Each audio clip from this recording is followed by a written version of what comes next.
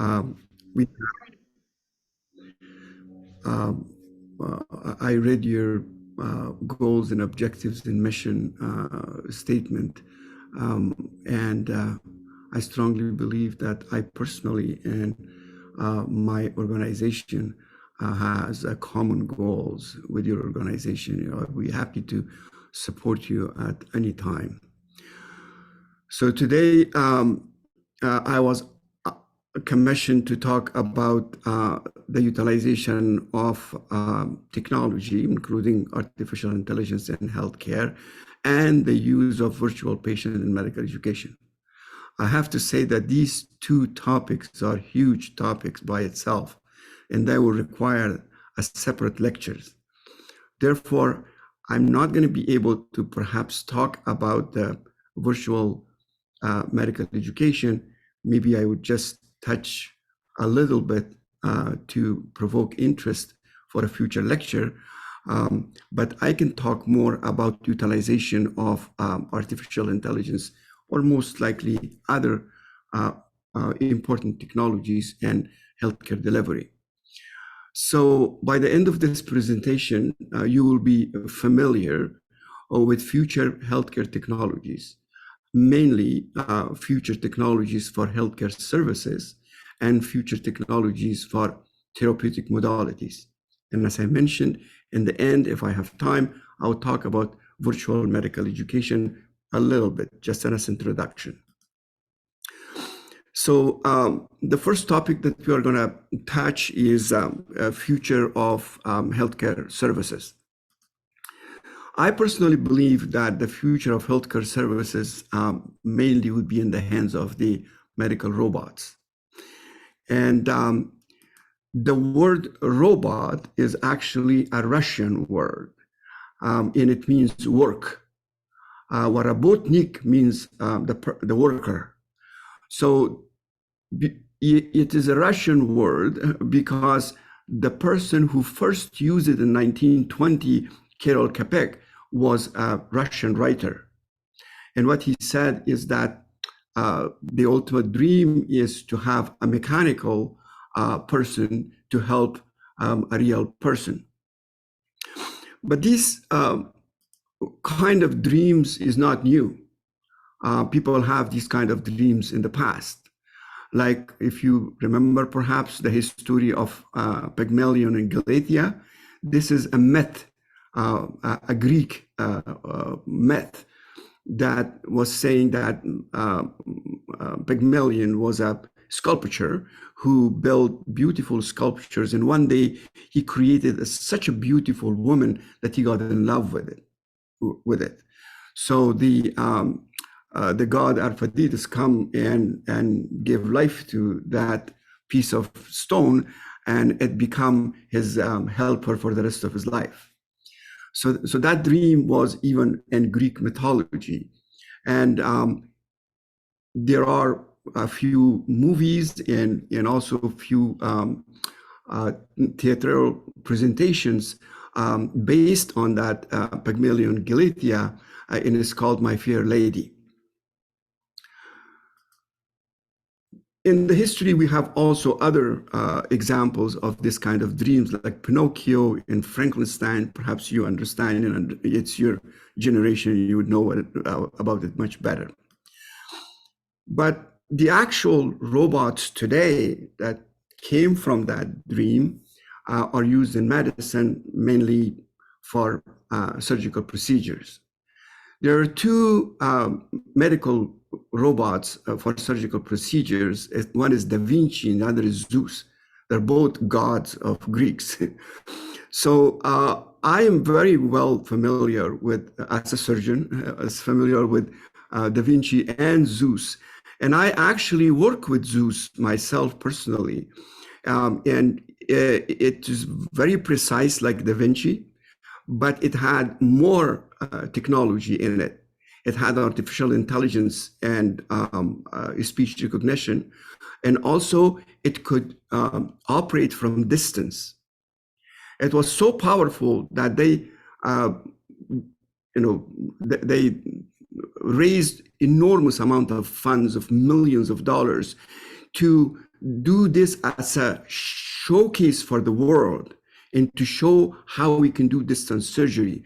So they planned a surgery where the surgeons were in New York City and the patient was in Paris. But they unfortunately scheduled this on the day of 9/11. So when 9/11 occurred, then the world did not care about the robotic surgery, because there were much more problems in the world, and the media attention was all on 9/11. So they lost all their money and they were bankrupt. And Da Vinci actually bought Zeus and put it on the shelf as a competitor. We do have other robots in medical services at this point. You have seen many of these robots in different places, but all of them has problems and challenges. So what are those challenges that we face right now with medical robots? Is first of all, inability to make judgment. They're not able to make judgment. Very poor dexterity, not like human hand. And then absence of a limited sense of touch. So in this, the most biggest problem is anthropomorphism, which means they're not look like human beings. So what we need to build is a realistic robot that would look like a human. And actually, we should build humanoids or bionic nurses or bionic doctors. And to do that, we need specific technologies in addition to artificial intelligence, because artificial intelligence is just an enabler for other important technologies. So the first technology that we need is called electroactive polymers, or APEs, and then haptic technology, quantum computing, and tissue engineering. So I'm gonna stop a little bit on each of these topics. So electroactive polymers are just plastics that act like a muscle, like a human muscle. And the person who is leading this project in the world is called Yosef Bar Cohen. And Cohen actually wrote a book. It's called Electroactive Polymers, Apes, Actuators as an Artificial Muscle, Reality, Potential, and Challenges.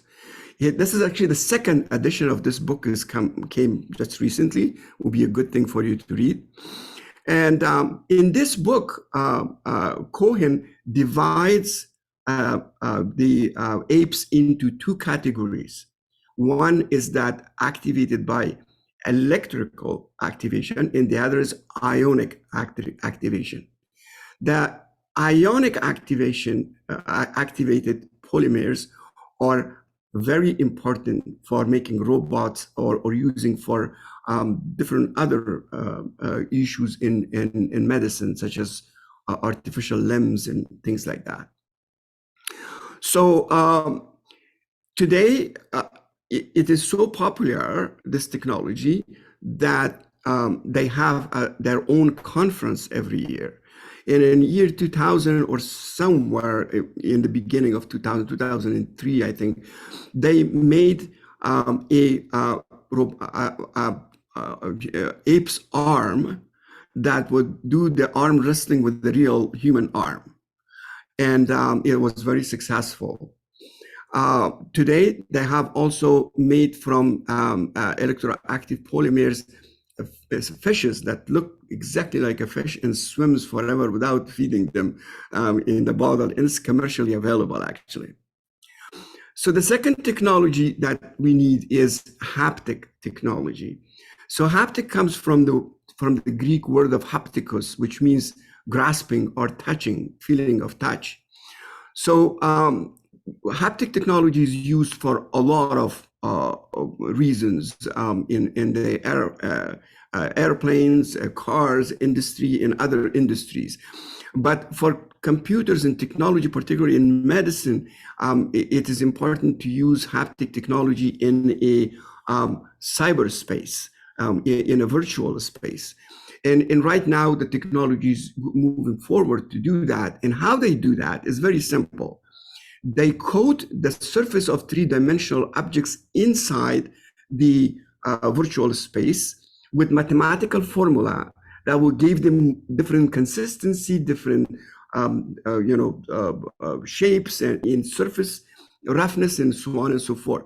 So with an actuator, a human being can actually reach inside the computer and feel those three-dimensional objects inside the computer. The other important technology that we need to build humanoids is quantum computing. Perhaps you don't remember, you're too young, it's my time. In the 50s, we had a mainframe computers that were run by magnetic tapes that would occupy the whole building, and their computational power was not as big or as good as a laptop computer right now we have.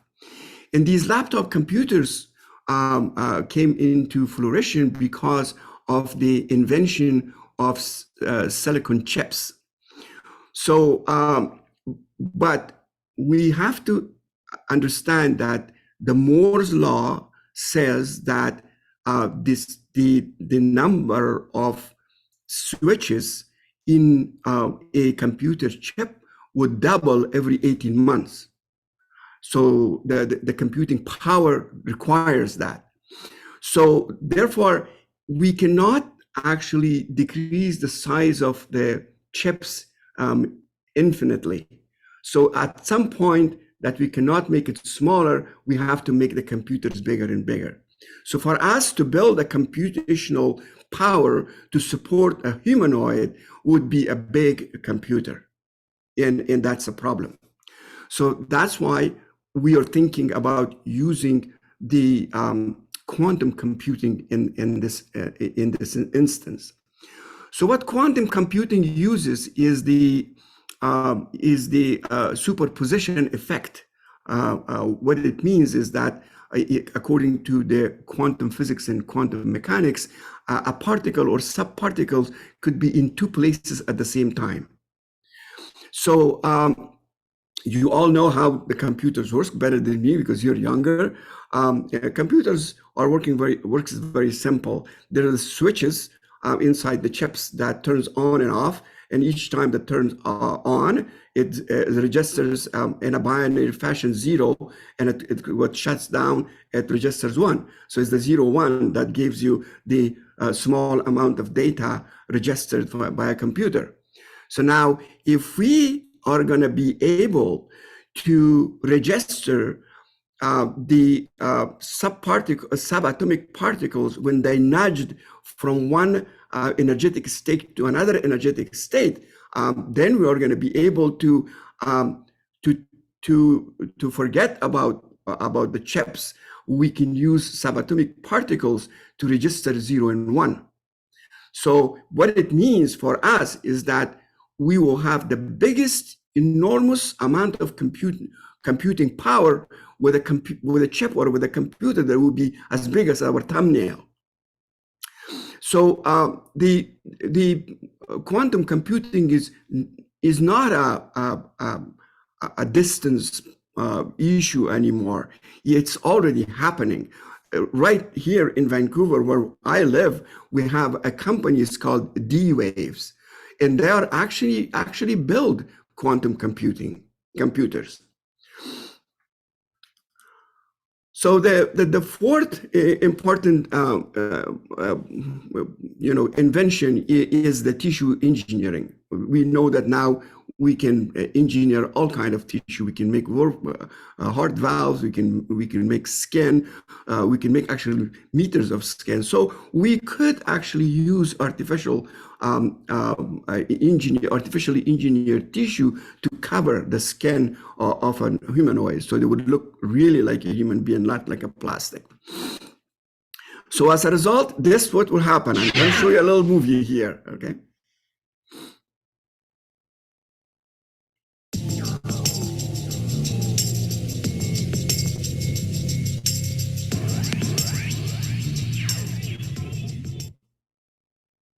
Machines in human form, a centuries-old dream. Machines that are the perfect workers tireless and obedient, and if cast in our image, companions as well. Sci-fi movies in the 50s gave us the popular form for robots, but in the real world, most robots are bolted to the floor and produce things like automobiles. The microchip revolution has also given us robot toys and pets. In the quest for the ultimate robot, the android, 3 key technologies are being investigated. Electroactive polymers, plastics that change shape when an electrical charge is applied. Haptic technology, referring to the sense of touch and the sensory system. And advances in quantum computing, necessary to address the computational requirements. The result is an android, a robot that resembles a human in both appearance and behavior. It's envisioned that specialty medical androids will operate in 3 distinct modes. Basic programmed repetitive actions, such as serving a meal. Acting on instructions. The patient has requested additional pain relief, and after communicating with the medical center, has been instructed to do so. And actions controlled completely by a remote human. In the event of chest pains, a physician takes over the android's functioning and inserts an IV, simply using the android as a remote instrument.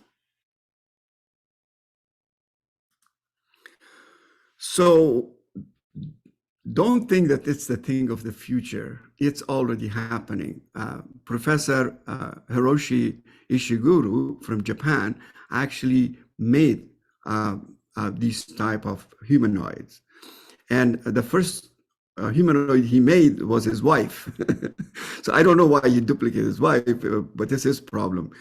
But he also duplicated himself because he was so demanded by everybody in the world to come and give lectures. So he couldn't go and attend all the lectures. So he sent his android to give the lecture. And most of the time, people did not know if it's a professor, Ishiguro, or it's his double. But the humanoids, building of humanoids are going in progress. So now that we talked a little bit about the technologies that can be used in the near future, not far future, for healthcare services, we can talk a little bit about the future of therapeutic modalities. I personally believe that the future of therapeutic modalities are in nanotechnology. So what is a nanotechnology? Nanotechnology is a catch-all phrase. Is used for materials in devices that are operate in a nano level. So they are very, very extremely small. So the first person who gave ideas about nanotechnology was a laureate of Nobel Prize, Dr. Richard Feynman.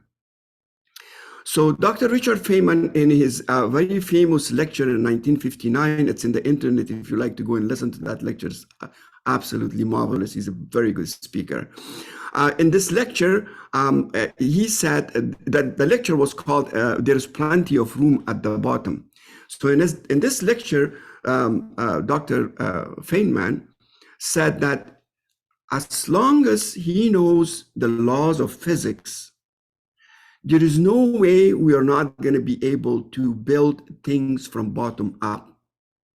So right now we're cutting a tree and putting it apart to make a table or a chair. But what he was saying is that we could put the atoms and molecules of a wood together and to make a chair or a table. So, but nobody paid attention to what he said up until 1986, when Eric Drexler actually built a convergent assembly, a mechanism or a factory that can actually build things from bottom up, build things from atoms in molecules. With this technology, now we're able to build very small, tiny machines. So the size of these machines, to give you just an example, With conversion assembly, with these things, we will be able to build devices slightly larger than 0.01 cubic microns to hold a small computer. Now, if the red blood cells are 8 microns, so it's going to be 80 times smaller than a red blood cell. And it will have all the capabilities of a machine. So let's see what are those capabilities should be. So it must be mobile. It should have a navigation system so it can go wherever it wants inside the body, because it is small enough to be injected into the bloodstream. And then it should have sensors to find where to attach itself, what to do where are the subjects where he can do his actions. It should have also a storage where we can put drugs, radioactive materials, other things, oxygen, carbon dioxide, anything else we want. It should also have a transport system that would bring those materials and inject it to the cell or to subcellular particles. It should also have the it should be biocompatible. And nowadays they are making these from diamondoids that are totally biocompatible in that it's not rejected by the body or does not harm the body at all. And it should be also having a broadcasting system, so we should know where these particles are, the brain, is the kidney, where, how to do that, and we should be able to guide them and to navigate them wherever we want from outside, right? Also we should have some claws to grab some cells or some other particles that we would like in the body for him to go and catch. And it's in the end, it's a computer, so it should have a central processing unit. Guess what? These things having all these parts in properties are already built. So this is a diamondoid cell repair that is already exists, and they are as small as you can see here with the bloodstream in comparison to red blood cells, how small they are. They have those claws that they can grab a cell and then do its functions to the cell. And the functions could be entirely different. You can do, the surgery will come from macro surgery, from, I'm a cardiac surgeon by training, to cracking the chest, to a small intracellular surgery. So we can actually manipulate DNA. We can do surgery and cut the specific pieces of DNA with nanotechnology. As a cardiac surgeon, for example, I'll tell you, I always feel sorry for people in order to remove a small little pieces of calcium from their coronary artery, we crack their chest and open their chest and do a lot of bad things to them just to give them a little bit more life. And can you imagine now that you can send these particles to collect all those calciums from all, not just coronary artery, from everywhere in the circulation system of the human being, and take them out. It can also kill all the microbes. There is no micro resistance here. You can just go and catch those microbes and swallow them and destroy them. So if we are going to look into the possibilities of where we can use nanotechnology, it could be used in the treatment, as I mentioned before, like it could kill the cancer cells. Actually, it could replace the lungs. So there are particles, cisterns that can have oxygen and take the carbon dioxide out of your body and inject oxygen into your bloodstream. That's what lungs does, right? So people can actually live without lungs with the use of nanotechnology. So we can do a lot of other things, cooling the tissue, specific tissue, and finding cancer cells.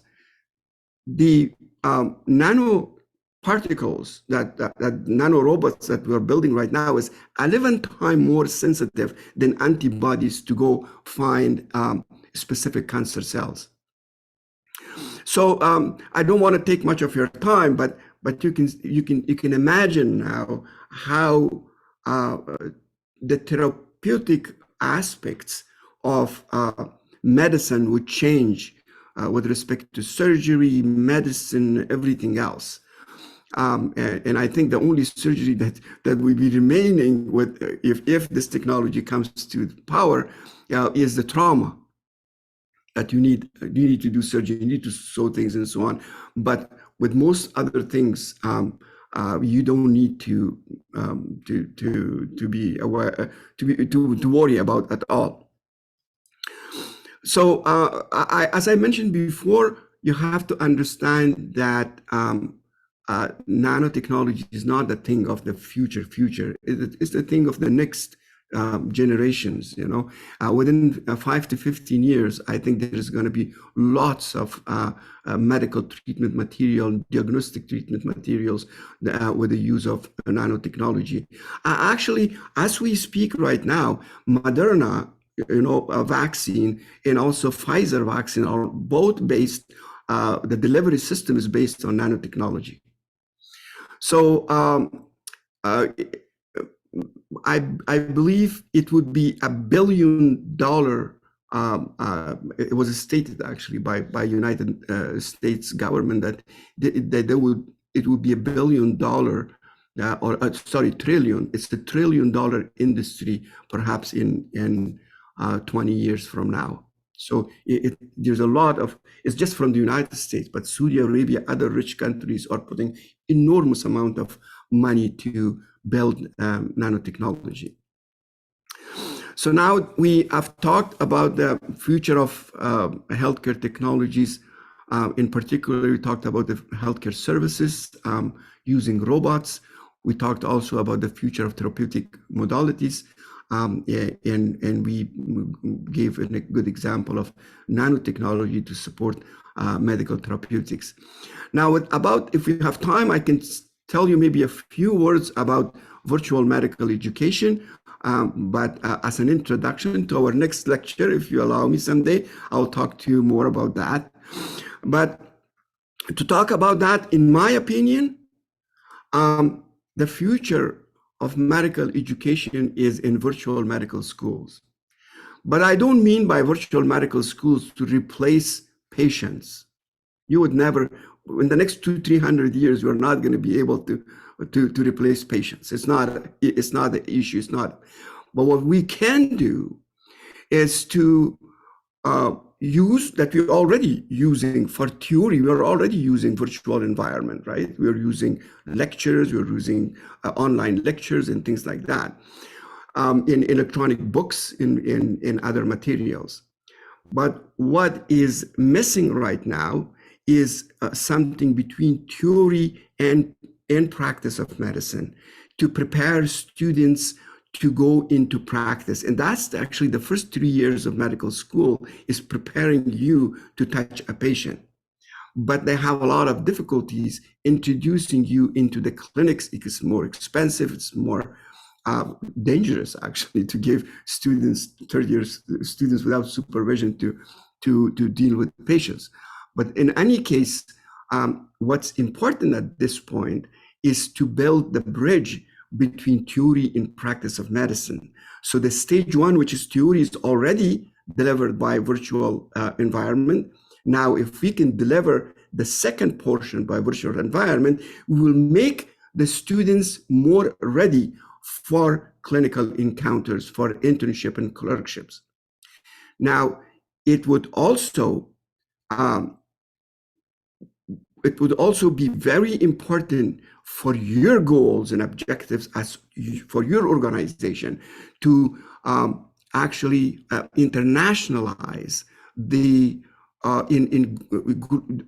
a globalization of medical education, so that the standards of medical education up until you go and see a patient is the same no matter where in the world you are. If you're in Africa, in Asia, or South America, North America, doesn't matter. Everybody should have a standard of medical education, particularly when it pertains to the clinical competencies. So learning clinical competencies in a virtual environment before you go to clinical space is very important. In this space, we are the leaders, actually. So we have built a technology, a simulation platform, as called Cyber Patient. And what it is, in actual fact, it is a virtual hospital with 130 digitally enhanced patients that student can reach them at any time, from anywhere, from any place, and work with them as much as possible without any ethical or legal consequences. And you don't need anybody to even guide you. You can do it as a student-centered education. It can be also supported by faculty in university. And it's actually 90% less costly than standardized patient. And it would support not just the education, but medical education, but also would reduce medical errors and the cost of healthcare systems. So it would support the healthcare delivery as well. So with this introduction to medical education, to virtual medical education, I will perhaps, if you give me the opportunity to talk about this competency-based education and how Cyber Patient and other technologies would support competency-based education, I would be more than happy to give you another lecture. So at this point, I think in summary, I can say that we talked about the healthcare technology. We talked about the healthcare future of healthcare services. We talked about future of therapeutic modalities, and talked about the future of virtual medical education, the future of medical education, which is virtual medical education.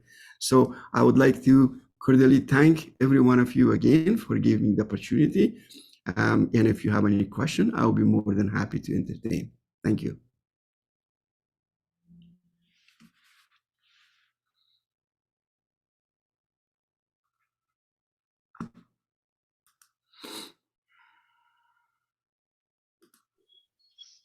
Yes.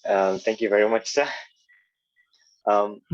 It's been quite interesting, actually. It's like my mind has been blown by all the developments that are to come and are already coming into the healthcare space. I have actually two questions relating to both of the areas that we spoke about.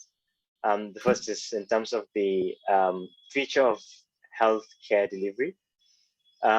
We spoke about the physical embodiment of a healthcare robot, but are there also developments in terms of artificial intelligence to the level that it will be required?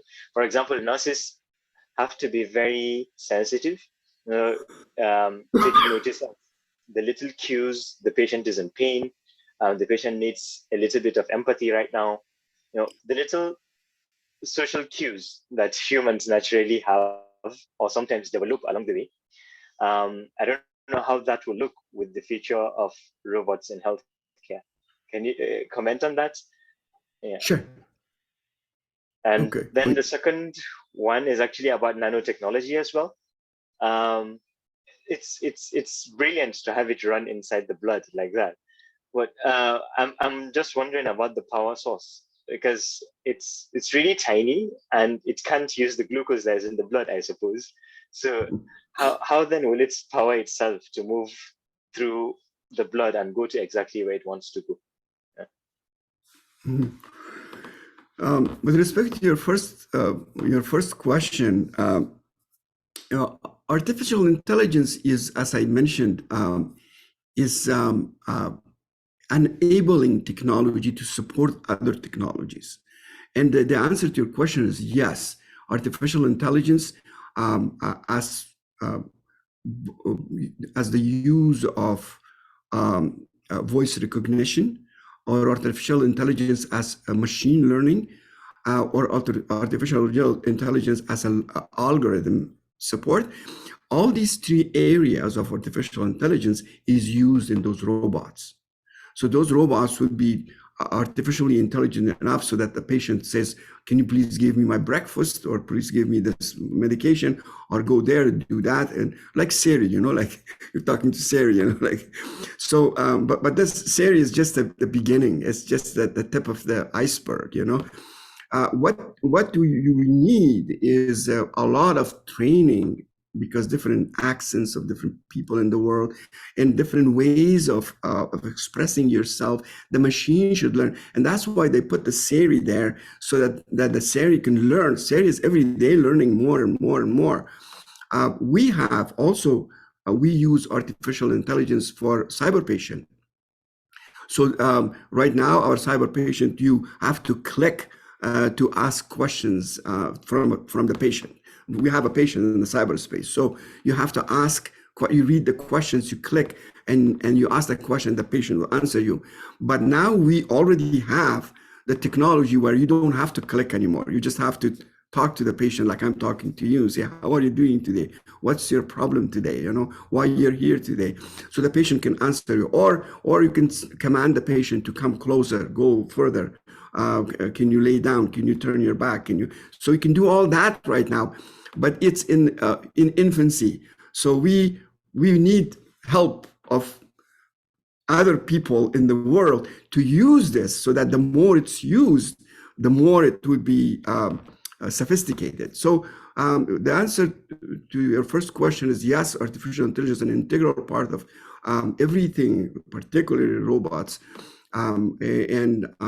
There's actually a fear that if robots are going to be smarter than us, then what we do? So, but those are other questions.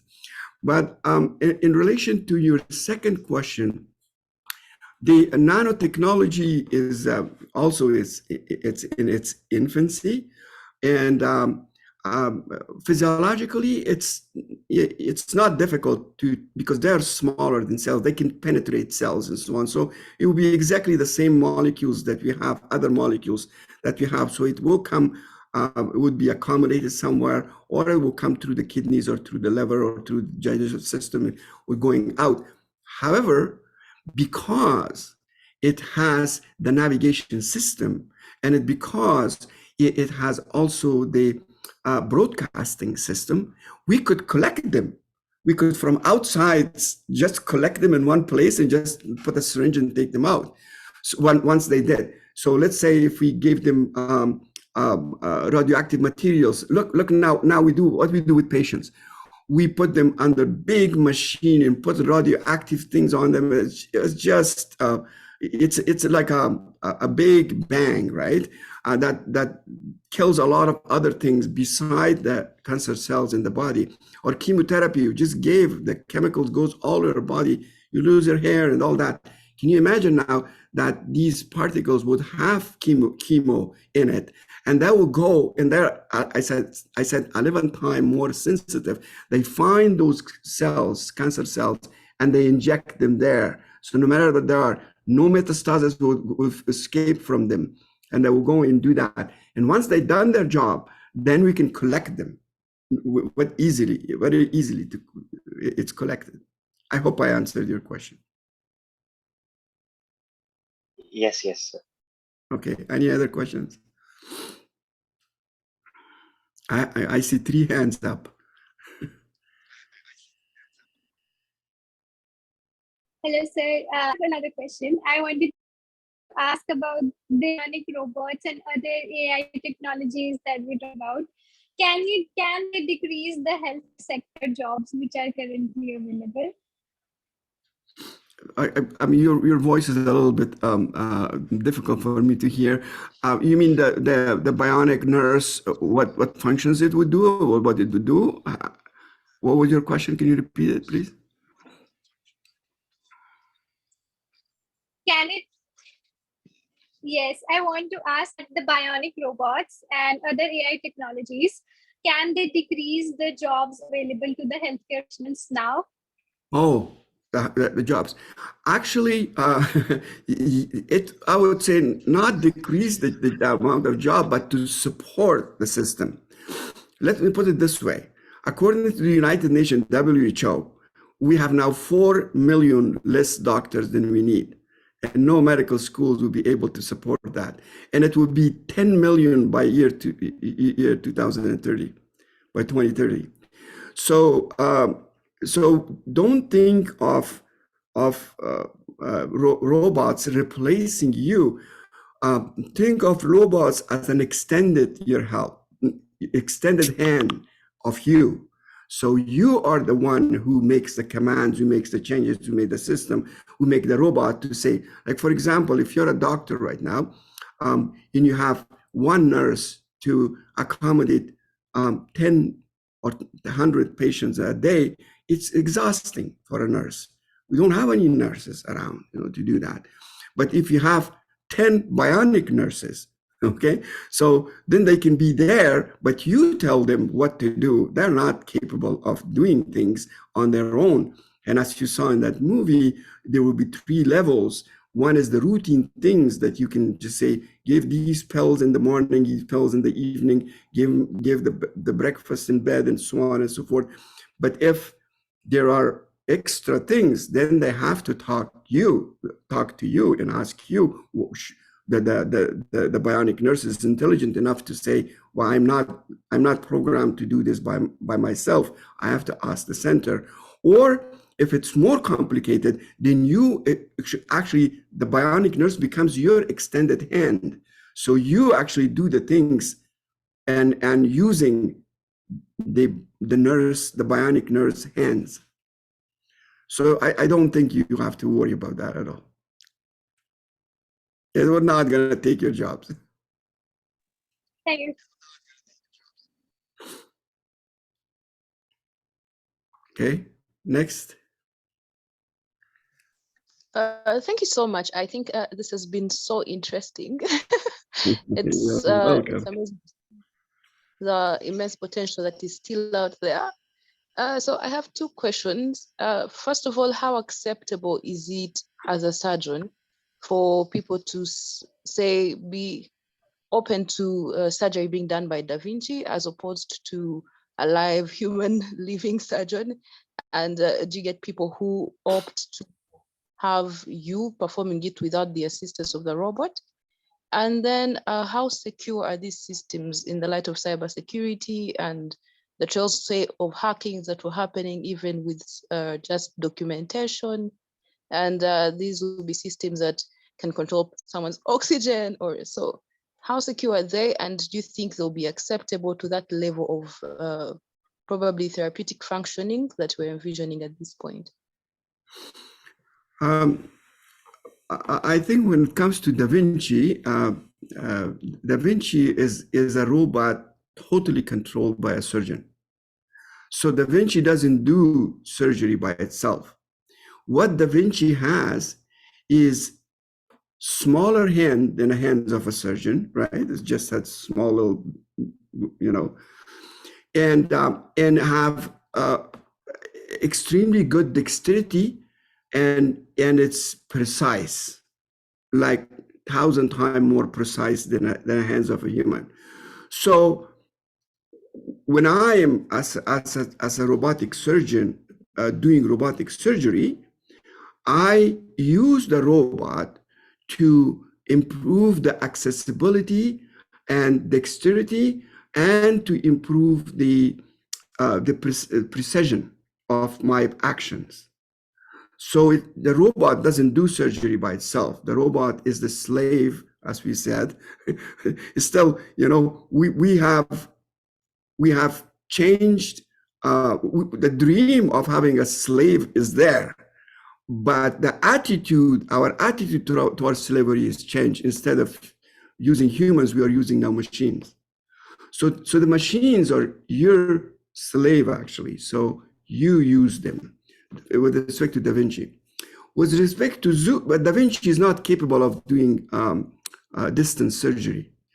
The Zeus was capable of doing distance surgery, and it's not in in the market anymore because of the reasons I told you. With that, yes, there's going to be, you're absolutely right, there's going to be questions about how do we make secure the data going from New York to Los Angeles, or from New York to Japan, or whatever other places where the patient and the surgeons are there. But I think there are secure channels and secure things. As the technology grow, as the thieves and bad people are growing, the good people are moving technology forward also. As you know, right now, there are specific channels with the extraterrestrial activities that we have that no one can hack, and no one can even come close to it. So so hacking on those things are in a very low level. If we are working on the level of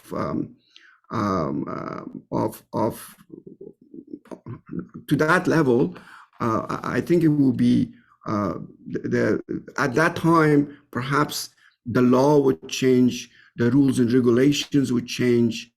As we have distance now examination of patients, the rules has changed. How do we pay that to the doctor? What kind of things the doctor are allowed to do and what kind not, and so on and so forth. So I think as the technology grow, to answer your second part of your questions, as the technology grow, the rules and regulations will grow with it.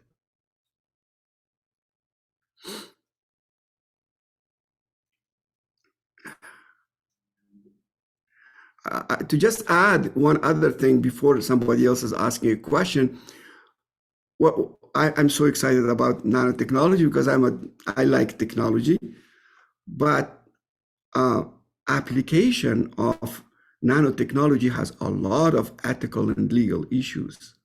It's not that easy as it's very rosy when we think as a doctor, but you put here a lawyer and an ethicist that will talk about other things. For example, if everybody would produce nanoparticles, right? How many of those nanoparticles would be on the air and you were breathing them not knowing even? So, and will cause many more diseases and problems. So there has to be some rules and regulations strict toward that direction. So now the other thing is that ethically, like it doesn't have any taste. Like if I put, if I put nanoparticles in a glass of water and give you to drink it, I would know where are you and what are you doing and where and how. So your privacy is gone. So I would know. I would even register your movements. If you do movements of hands or legs or do whatever, I will register that. So there are lots of ethical and legal issues that when the new technology comes, it comes with it. But the society is there, human beings are there to make new rules, to make new strict measures for those things to not happen. Next question, please. Okay, so one question was just you answered just right now. It was about ethical issues only. So I was basically concerned whether one could track all the movements via the nanotechnology and could use it for providing harm to the person as well, or to the country as a whole, or to a region as a whole. And one more question I have, it's regarding like we are definitely using artificial intelligence into it and providing the treatment or the care to the person.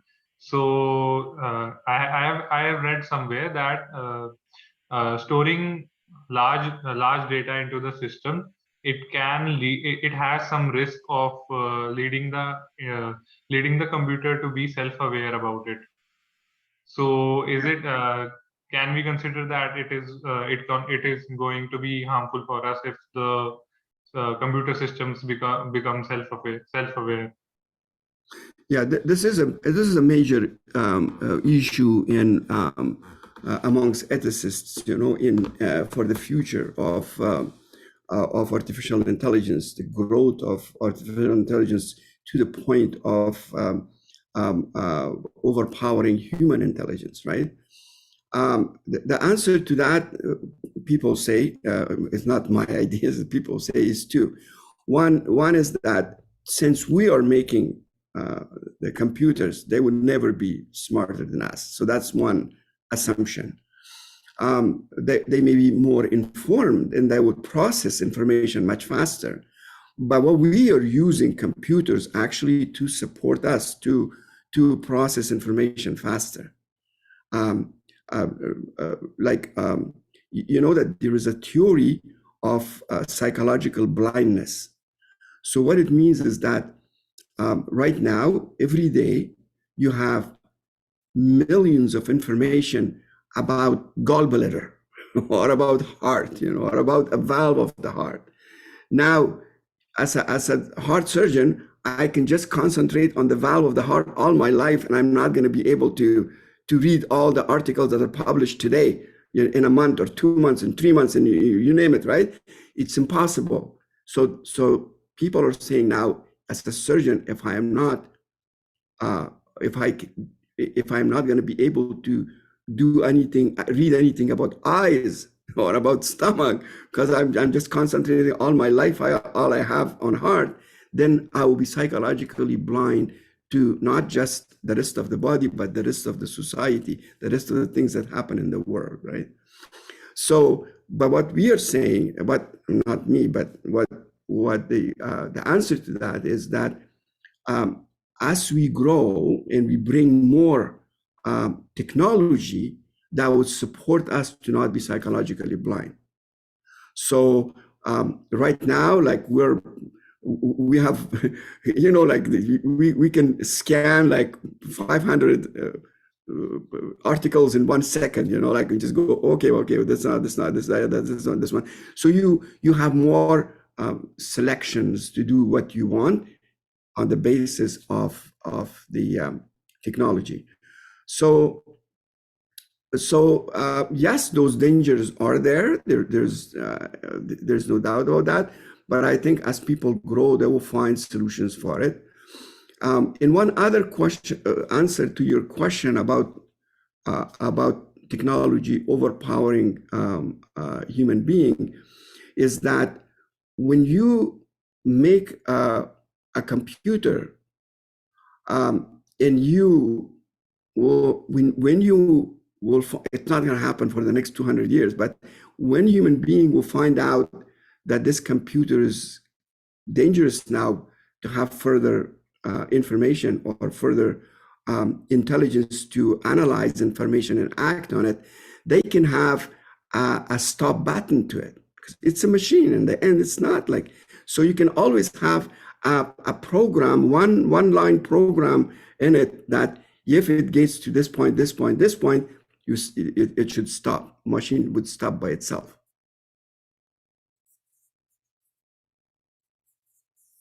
So those are the questions, the answers to that question. Thanks, sir. I'm satisfied, very well satisfied with your answer, and thank you. I really liked it. Thank you very much. Any other questions? I think there's one in the chat.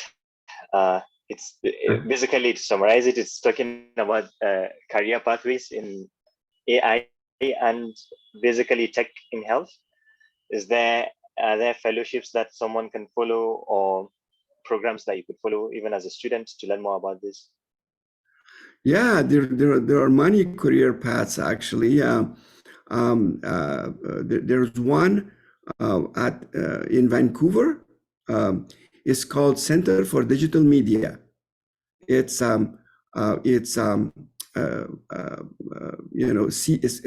short CDM, Center for Digital Media, if you go to the internet. So they have master's programs for 2 years that can be in any areas, including medicine and technology. And this is only one I know about because I'm also a professor at CDM. But but there's lots more in North America. MIT must have one. UBC has. UBC is actually part of CDM. CDM is in a postgraduate organization that is governed by UBC, SFU, Emily Carr College of Art, and in BCIT. So all of them together build this postgraduate organization. And you can send applications there. There's lots of foreign students. And you can indicate your interest in medicine. And I'm sure there's opportunities. There are opportunities.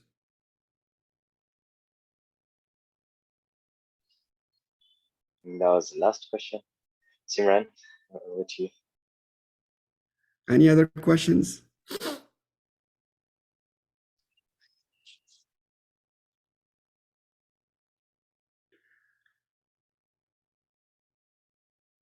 Okay, so if there is no more question, I would like to thank every one of you again for attending and for your very smart and very precise questions, for the attention you paid, for what I said.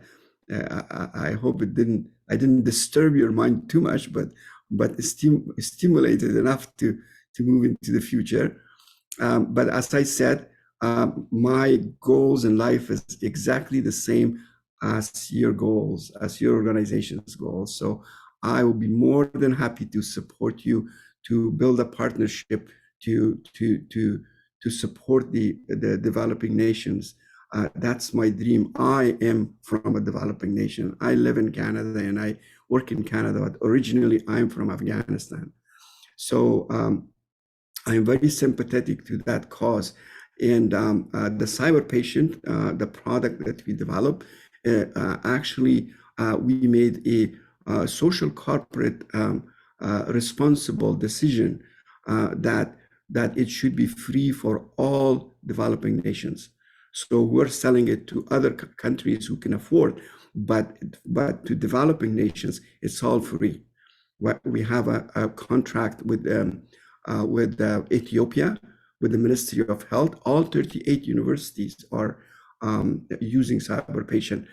Unfortunately, they don't have, not all of them has the capacity to use cyber patient, but it's available for them. Sudan is the same, Afghanistan, Iran, Iraq, Bangladesh. I think there's Nepal. There are many countries in South America and Central America. There's many countries that we support that. And because of that, I have also a non-for-profit organization. It's called Can Health International. And through Can Health International, we actually raise funds from North America from philanthropists in North America to support those countries. Because as I said, in Ethiopia, we learned our lessons. We gave the cyber patient to all of them. Only 2 universities could use it. The others didn't have the bandwidth, didn't have the computers, didn't have the means of using it. So we are now trying to find money to support them to build infrastructure for them.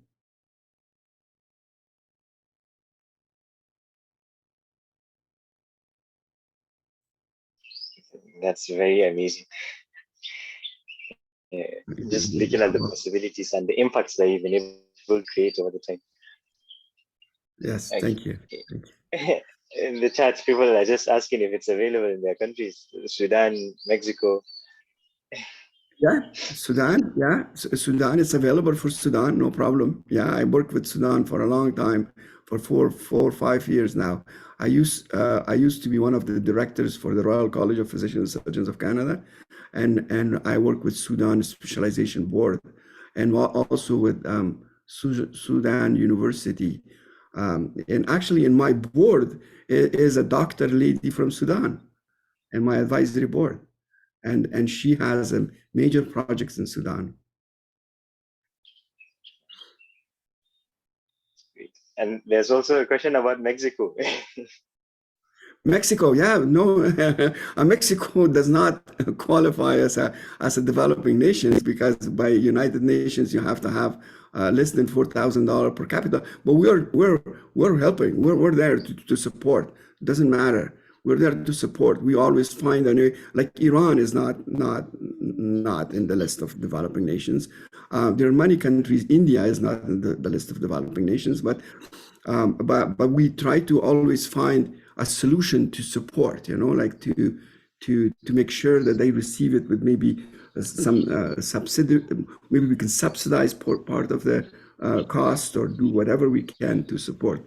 I think Mark is in here, Mark Ritchie, and he would be the person to contact if you like to have cyber patient in your environment. Mark would be more than happy to support you.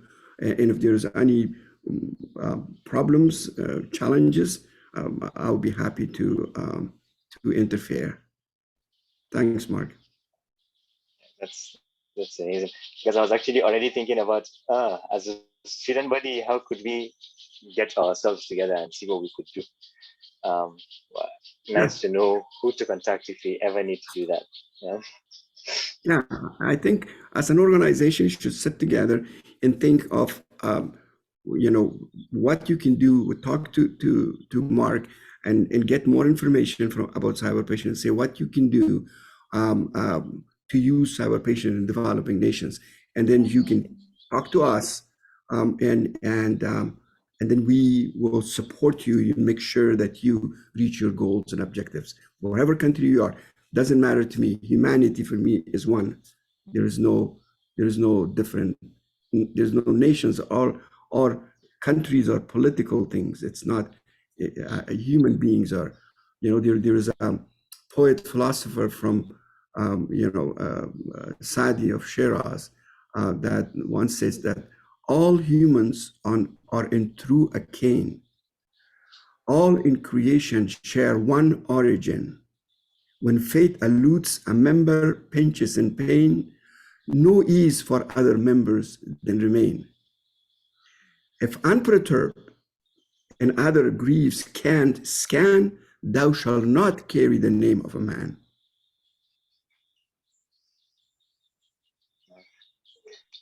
Very well said, sir. Beautiful. Okay, well, thank you very much again.